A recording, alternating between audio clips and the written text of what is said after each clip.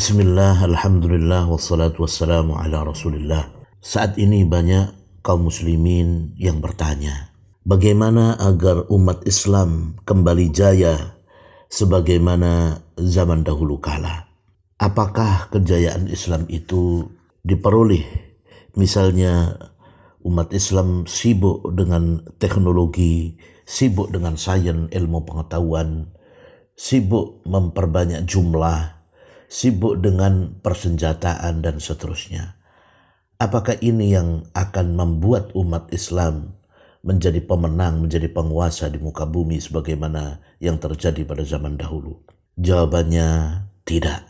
Yang menjadikan umat Islam kembali bisa berkuasa, kembali bisa menjadi umat yang unggul dibanding dengan yang lainnya, dengan orang-orang kafir, adalah bukan karena apa-apa tetapi karena satu hal, karena akidah dan tauhidnya, karena iman, karena amal saleh yang mereka kerjakan. Inilah yang ditakuti oleh musuh-musuh Islam, yaitu apabila kaum muslimin kembali kepada Allah dan Rasulnya, kembali menjalankan Islam sebagaimana yang dahulu diajarkan oleh Rasulullah sallallahu alaihi wasallam, kembali berpegang teguh kepada akidah dan tauhid yang murni. Ini yang ditakuti oleh musuh-musuh Islam, bukan persenjataan, bukan jumlah mereka yang besar, dan bukan hal-hal duniawi lainnya. Marilah kita perhatikan firman Allah Subhanahu wa taala tentang rahasia di mana Allah akan memberikan kepada mereka kejayaan manakala rahasia ini betul-betul mereka jalankan. Allah Subhanahu wa taala berfirman, wa'adallahu alladhina amanu minkum wa 'amilus salihat la yastakhlifannahum fil ardi kama istakhlafa alladhina min qablihim wa la yumakkinanna lahum dinahum alladhi irtada lahum wa la yubaddilannahum min ba'di khawfihim amna ya'budunani la yushrikuna bi syai'a wa man kafara ba'da dhalika fa ulaika humul fasiqun. Allah telah menjanjikan kepada orang-orang yang beriman dan beramal saleh di antara kalian bahwa Dia sungguh akan menjadikan mereka berkuasa di bumi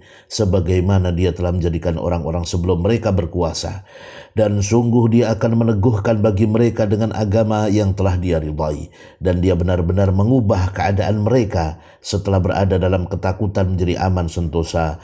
Mereka tetap menyembahku dengan tidak mempersekutukanku dengan sesuatu apapun, tetapi barang siapa tetap kafir setelah janji itu, maka mereka itulah orang-orang yang fasik. Surat An-Nur ayat 55.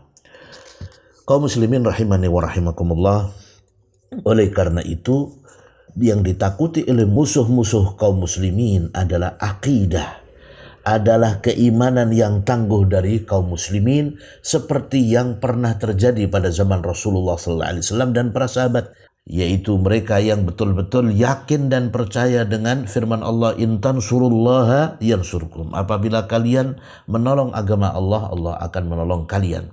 Mereka adalah orang-orang yang percaya mendarah mendaging dengan firman Allah, innallaha ashtara minal mu'minina anfusahum wa amwalahum bi anna lahumul jannah.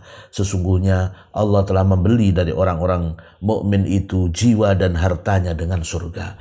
Oleh karena itu pada zaman Nabi sallallahu alaihi wasallam, nyawa itu adalah hal yang paling murah bagi mereka.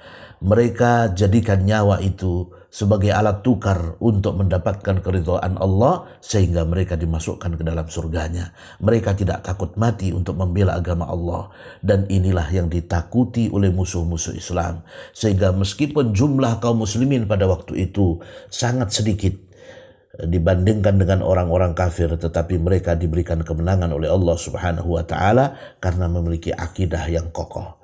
Dahulu Allah Subhanahu wa taala mengisahkan tentang Bani Israel.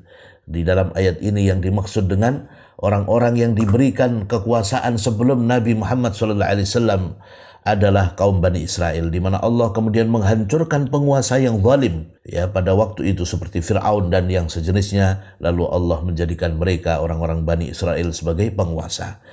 Demikian juga pada zaman Nabi SAW, dahulunya orang-orang mukmin dan Nabi SAW kemana-mana selalu membawa pedang karena tidak aman. Sehingga ada sahabat yang bertanya, kapan kita aman dan tidak lagi membawa pedang ya Rasulullah sallallahu alaihi wasallam? Maka turunlah ayat ini, yaitu manakala orang-orang betul-betul beriman dan beramal saleh, memiliki akidah yang tangguh. Disinilah letak rahasianya apabila kaum muslimin mau untuk menjadi umat yang tangguh, umat yang ditakuti, umat yang benar-benar menjadi umat yang maju, yang meninggalkan yang lainnya, maka hendaknya mereka memiliki keimanan yang tangguh. Adapun hal-hal yang sifatnya duniawi seperti persenjataan, perekonomian, sains, jumlah penduduk dan seterusnya, ini hal-hal yang Allah akan turunkan, Allah akan berikan kepada kaum muslimin manakala mereka sudah memiliki keimanan yang tangguh, menjalankan Islam sebagaimana yang dulu diajarkan oleh Nabi sallallahu alaihi wasallam, sehingga mereka siap untuk membela agama Allah, siap untuk membela dengan harta dan nyawanya sekaligus dalam rangka untuk menegakkan agama Allah subhanahu wa ta'ala. Dan ini sudah terbukti pada zaman dahulu seperti yang dikisahkan di dalam ayat ini. Allah subhanahu wa ta'ala sudah membuktikan mereka yang beriman pada zaman Bani Israel, Allah mengangkat mereka sebagai penguasa.